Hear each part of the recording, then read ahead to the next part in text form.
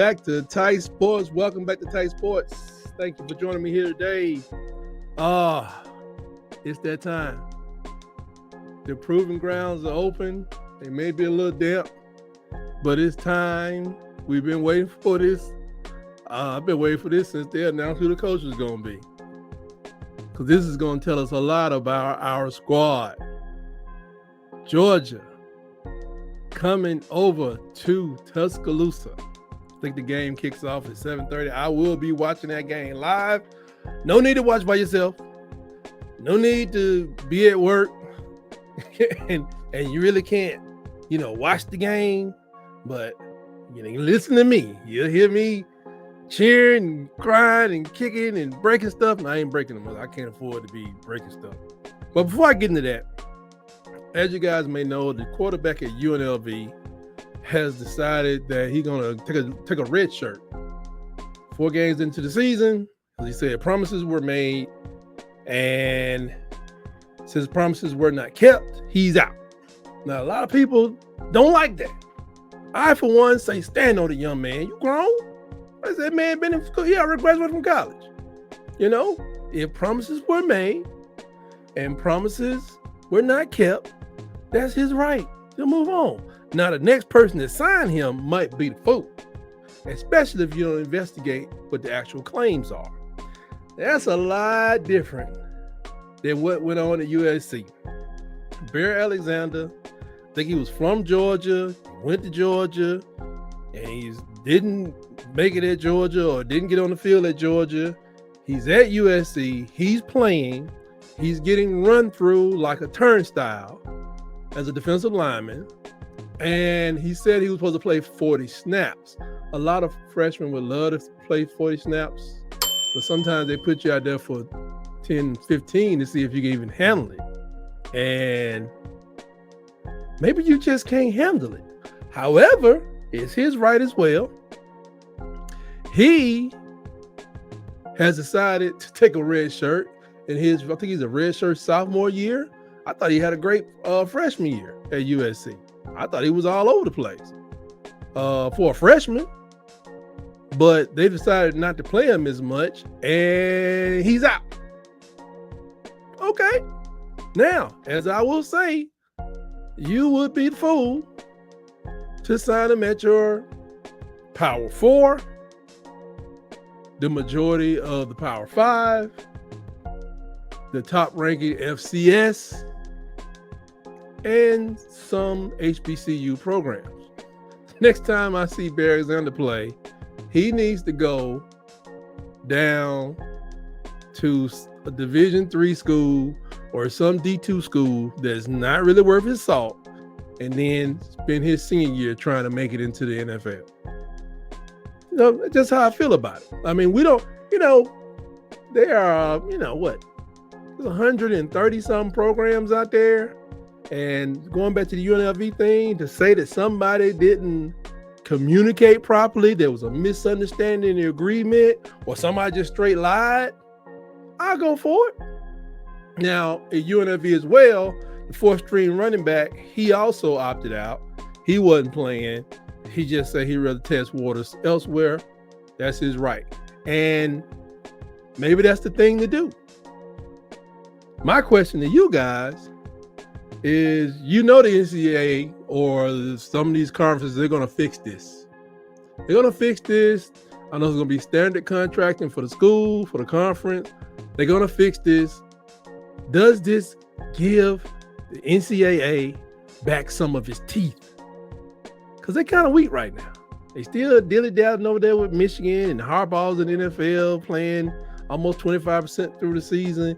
And they haven't announced anything about Harbaugh. Harbaugh is gone. They still, get you for giving out burgers and visiting people during COVID. COVID was like 4 years ago, almost 5. So that's the question I got for y'all. We'll come back to that another time. I want to get guys together, come in. We're going to have a powwow about that subject. But now to the main event, them Georgia Dogs. Ooh, I just kicked in them. Them Georgia Dogs. Gonna try to come and take what's ours. Can they do it? Well, let's look at the right now. The players they have out are Roderick Robinson is out with a toe injury. I think he's a second or third string running back. Landon Humphreys has mononucleosis. I always wondered if mono was, what's her name, Alice Walker? I wonder if that's what she meant in Color Purple when you say, I actually got that nasty woman's disease. Is that mono? I do. If you haven't seen Color Purple, what it does mean nothing to you. But there's a character in there. He's an old guy, and they were down talking to this woman, and the guy said, "I hear she got that nasty woman's disease." I always thought maybe it was mono, because obviously it wasn't like something worse that makes body parts fall off and all that kind of stuff. Tate Ratledge, this is where Georgia's going to suffer a little bit, as we did when Caden Proctor was out. Tate Ratledge got hurt in the Kentucky game. He had to have that trapeze wire surgery, whatever they shoot fishing string pretty much through your ankle to keep it together. He will not be playing, but he was a key contributor, a key veteran. He looks like he's 36 years old with 5 kids in middle school. But they're going to miss him, I think. I think they missed him against Kentucky, to be honest, although they were able to move the ball on the ground and escape from Kentucky with their lives. As far as running backs are concerned, Trevor Etienne will get most of their carries. He's getting off to a slow start. Also, Nate Frazier. That's why I think that guy is a 3rd string or the 4th string running back. But both of them together, they have about 270 yards on the season. So it's not a lot of rushing going on there. And I don't know how to explain it. We'll get to it, but was Clemson really good? Having a bad day? Georgia had some mistakes early, but then they took over like everybody does in the first game, and they played what we thought was a great opponent. Clemson was just all out of sorts. And they got destroyed in that game because of Georgia. Also, Georgia injuries. One key injury is Mikael Williams. He's their defensive lineman. He hurt himself, I think, in the first game. It's an ankle injury. He's expected to play. He's questionable. Sakobe White is questionable as well as wide receiver. As far as wide receivers are concerned, their main guy is Dominique Levitt, then followed by Arian Smith. And they have 4 receivers, really, right? They have like 100 yards on the season, or right at 100 yards. Dominique Levitt and Adrian, they have over 140. But they all have 1 touchdown. So when they're able to spread the ball around, when he has time, when he's not being hurried, Beck, I watched him in Kentucky. They did a good job of keeping him, what they call speeding him up. If you remember in the USF game, they're like, oh man, we got to cover better than that. There was a lot of wide receivers running wide open in that game. Maybe they were, or maybe the ball came out earlier than they expected because the passes were very bad. So if you throw a bad pass to a person that's wide open, is it really open? It's kind of like, if a tree falls in the wood and nobody's around, do you really hear something? If you throw a pass to a person that's not catchable and they were open, but there's a such thing that's what our linemen try to do. Defensive linemen, blitzers, all that stuff, it's called pressure. When that pressure speeds you up, hey, it can mess up your passing game. That's one of the most important things that Alabama really has to do. Also, they have Jordan Hall as a defensive lineman who's kind of hobbled a little bit, and Warren Brinson. And Warren Brinson is a big contributor. This is his 5th year playing at Georgia. You always want to have those veterans out there to really help you out, but these guys will probably play, but they may be held back a little bit. Like I said, Mikael has been out for I think 2 games, but he's a key contributor. A lot of pressure over the last couple of years. Mikael Williams, he has 28 tackles in 22, 18 tackles in 23. Tackles for loss, he had 7 in both seasons, and he's had 4.5 sacks in the 22 and 23 season. So he's a key contributor for them. His next stop will be the NFL. Like I say, he was more active in his sophomore year than he was last year, but still, and once they found out your name, they start, blocking you, but still had decent production from the defensive end spot. For Alabama, Quay Russo is probably not going to be able to go. I mean, I'm not saying we don't need him to go. I'd rather him to wait to rest up. We play a lot of players, got to rotate, have a rotation, got to have depth everywhere. Why? Because it's Georgia? No, because to win the national championship, you got to be prepared to play 16 games, if I'm not mistaken, 15 or 16 games. Almost an NFL season. And what you start out with on week 1 really ain't going to be the same by week 8, let alone will not be the same come week 15 in the playoffs. What is that, January? So I want him to rest up. I want to see if we can make it without him. Running back, Richard Young's our third running back. He's still hobbled with a leg injury. And Jeremiah Alexander is probable as well, another linebacker. I don't even know if he's played this year, really. They just have him on the report, so I figured I would mention that. But Q Robinson has been, doing good things this year. Let's see how many games they played. Yeah, Q Russo played in the first game. Jeremiah Alexander did not. Yeah, he played in the first game. He had 8 tackles. Q Robinson, his stats across 3 games is 10 tackles, 3 tackles for loss, 3 sacks, and a lot of, 6 pressures. And I think we're good in that front 7 as far as our rotation is concerned. Because you got to add LT Overton, what they're doing at that. I think it's the bandit position, if I got it right.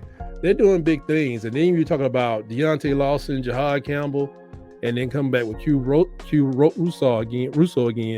Oronquo, I hope I pronounced his name correctly.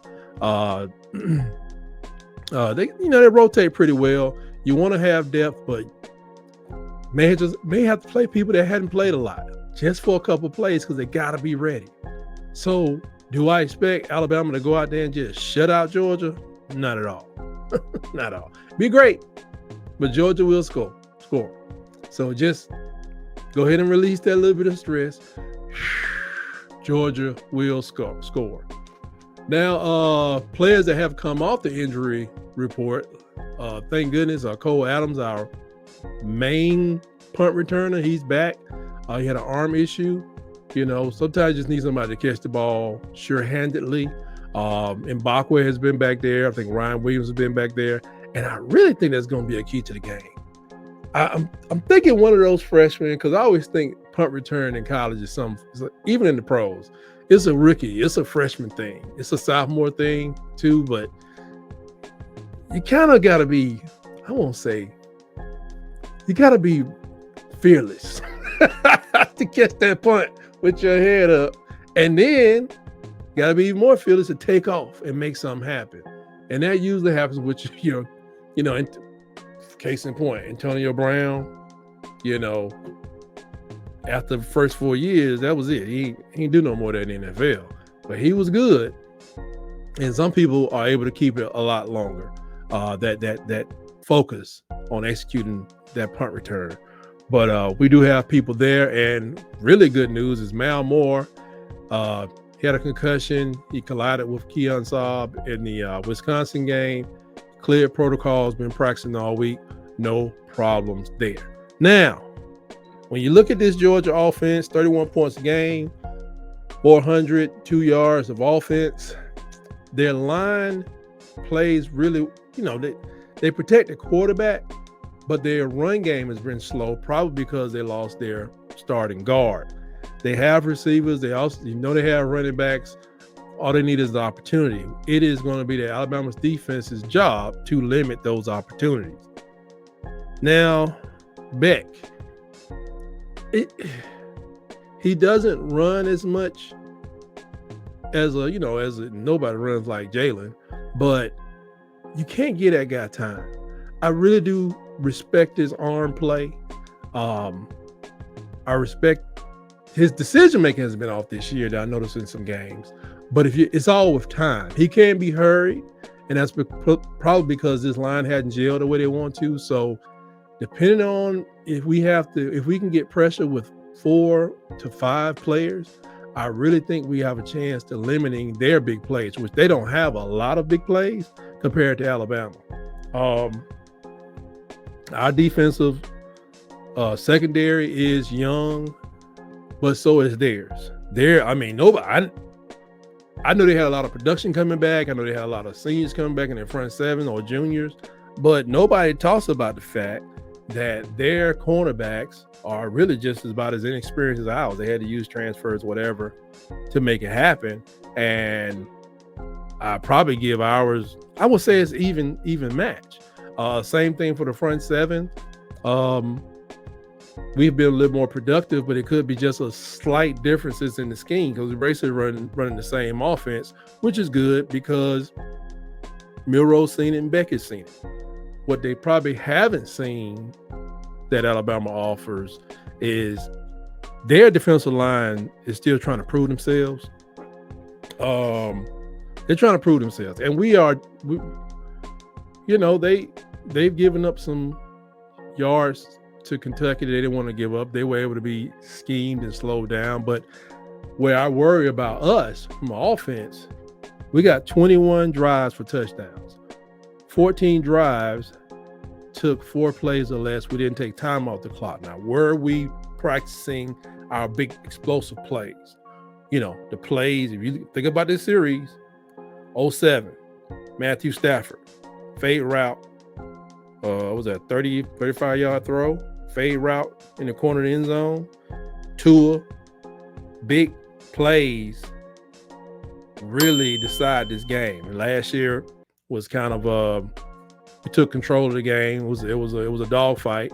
And the last time they beat us to in the national championship game, the score doesn't tell the picture. But if you remember, we had lost a receiver earlier in the season, and we not lost our second receiver during the game.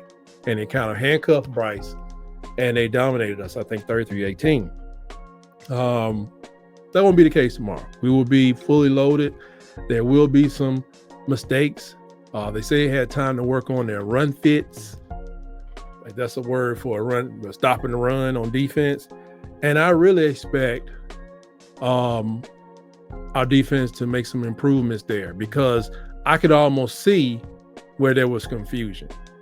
And unlike before, because we have so many different types of teams in the SEC, and it seems like you got to fixate your mind around a longer season, you do expect improvements every game. Saban said one time that you really can't get your team up for more than two games out of the year.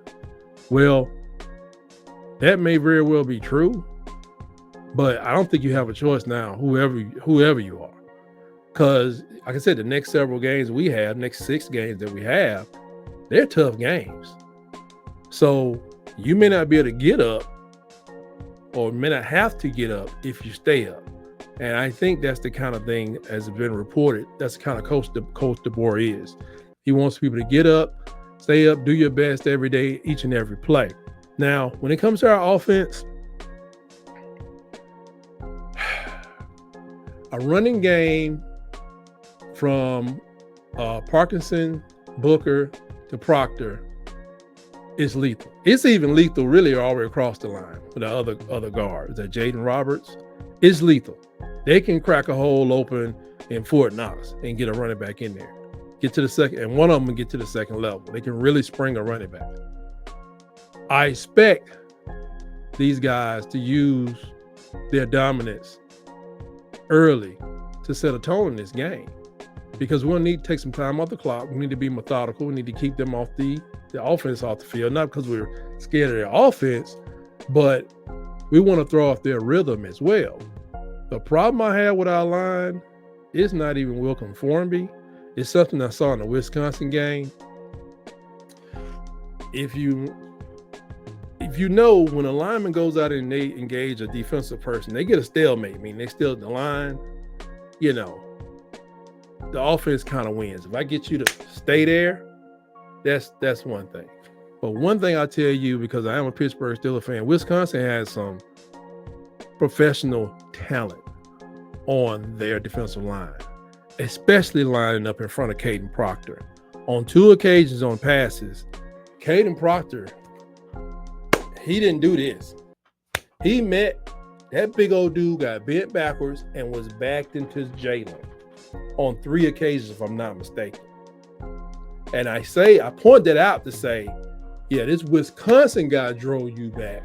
You know Georgia gonna have some NFL talent over there. So did the guy get the sack? Did he third? Yeah, that's pressure. Yeah, I mean, you got my quarterback. This guy's 6 inches from a quarterback. That's not good. I mean, you think about, the same thing could happen on Saturday. And that concerns me. So whoever that guy that the Dawgs gonna have over there, if he really a dog, I'm hoping that Nick Sheridan is, paying attention to that with the tight end or running backs. And one thing I can say about running backs, they do everything. They catch, they run well, and they block in the back on pass protection, and our receivers block in the running game. It's a beautiful thing. And the great thing about that is because one of our primary runners, I thought they would slow it down, but I hear that Jalen's going to be running all year long. I hope it ain't more than 10 carries a game. I hope we don't experience no injuries with our quarterback, because anything can happen. So you can get hurt against Vandy, but they're going to do what they do with his running game. Just hope he be careful, because it's lethal. It's lethal. It doesn't make him any less of a quarterback. All he got to do is win the game, and you still got receivers you can use. I expect to see our tight ends get involved, because I think there are going to be opportunities for him, especially, this is what I do not like about that Michigan game. Do y'all remember that Michigan spied Jalen? We still got the overtime. They had a great athlete spying Jalen. But I always said, if they're spying Jalen, who's covering the tight end? Because the defensive line wasn't doing that much to warrant that much attention every play. Sometimes you got to take chances. So I thought hopefully Nick Sheridan and Kalen DeBoer, they see that, they may have an opportunity there that if they try to do a spy on Jalen, they got to be somebody going right behind that spy, whether it's a running back or a tight end, or even a fourth receiver that can make a big play right up the seam, right up the hash marks. So in this game, I think the mental game is going to be more important. The pressure is definitely on Georgia. I think they're 1-5 against Alabama. People saying Kirby has a Nick Saban problem. That's not unusual. He don't want to turn it into an Alabama problem. That's what we need to happen. We need to have an Alabama problem. And I want you to realize this. No matter who wins this game on Saturday, it's a real possibility that these guys could play each other another 2 times this year, which I ain't looking forward to. Another 2. That's right. 1 SEC championship somewhere in the playoffs. Somewhere in the playoffs. And I don't look forward to that, but it's a possibility. I can't see, based on how I feel, that we go at least 10-2, make it to the playoffs. I can't see how we avoid it, don't play each other twice. 10-2 is worst case scenario, 11-1. Best case scenario, undefeated. Somewhere in it, we still get in the playoffs. Either of them 3 scenarios. I don't see how we avoid playing Georgia again. Unless, Tennessee do something to Georgia and you skip over, you still probably got to deal with them in the playoffs. And Tennessee's another team you may have to play 3 times this year. I mean, that's just where we are as a conference. We're just that good. I have this huge thing of notes. I've been up watching this hurricane stuff. Shout out to everybody on the coast, South Georgia, South Alabama, and Florida. That's having to deal with that. Be safe. Take precautions. Get out of there if you have to. Just be safe, man, because that storm seems to be coming hard and fast. Pause. Anyway, Georgia has won a lot of regular season games. They're 49-2 in their last 5 years. They lost 8 of 9 against Alabama.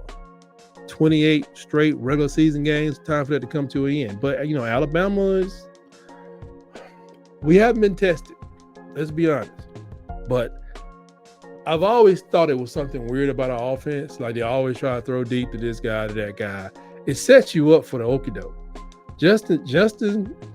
Justice Haynes, Jam Miller, they are workhorses. Them guys, they can pound that rock.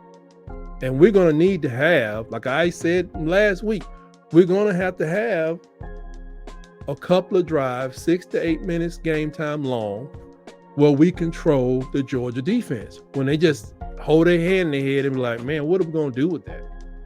I wanted it to happen early, or I wanted it to happen in the second quarter, and I wanted it to happen in the third, actually. Just shut them down and mash on them. I think this is going to be an interesting matchup. I do have Alabama winning. I'm trying to see what else is on here. Oh, my keys to the game is that ball control. Milroe has to be unpredictable. Like, I don't want to see just sometimes as I watched all this film out here, you can tell like if Alabama goes 4 or 5 wide, they either going to take the head off the defense or it's a run play. I don't need a dude sitting at home in his house being able to figure that out. Let's be a little bit more unpredictable. Run Jalen from different formations, running when it's least expected, or just give him the high sign on what he needs to run. Oh, that was supposed to be a 20-yard pass play, but give him the high sign if you see he can rip one for 50 yards. And lastly, but not least, no turnovers, no penalties. I put those together because they're almost the same. It's almost like 3 to 4 turnovers equals to basically a turnover to me. The defense, they got to really smother the run of Georgia. Smother the run and make Beck throw the ball. The more he puts the ball in the air, the more we can go back to our commitment. The commitment that Womack has for the defense is we have to force turnovers. Smother them and make them put the ball in the air. People keep talking about we young. No, them dudes ain't young. Demani Jackson ain't young. Mal Moore ain't young. Them people been back there and they're just together now. Kean Saab is a redshirt sophomore, but he's 21 years old. He ain't young. You know what I'm saying? So make them throw the ball. Make them throw the ball amongst them grown men. They're going to probably try to do the same to us. Make them throw the ball. And last but not least, tackle. Please tackle. If they can't have check downs turn into first downs. We can't have the backs catching them out the backfield, breaking the tackle, and ripping off 15-yard or worse. I don't even want to hear the words, oh, he snuck out of the backfield and he took it to. He came out of the backfield. It was a check down play to the running back, to ETN, and it stopped right there. Cover these people. Cover their tight ends. They still got them over there. They don't have Brock Bowers, but they got them. We don't know who the guy is for them as far as a receiver. One of them just had more yards than the other because 4 of them got touchdowns. They all got to be covered. But please pay attention to them doggone tight ends.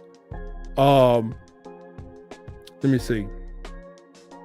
But we got to demand that our scheming is complex enough to where we can dominate this game on both sides of the ball. It's going to take, most of these games we playing, people, it's going to take a flawless effort to pull it all together.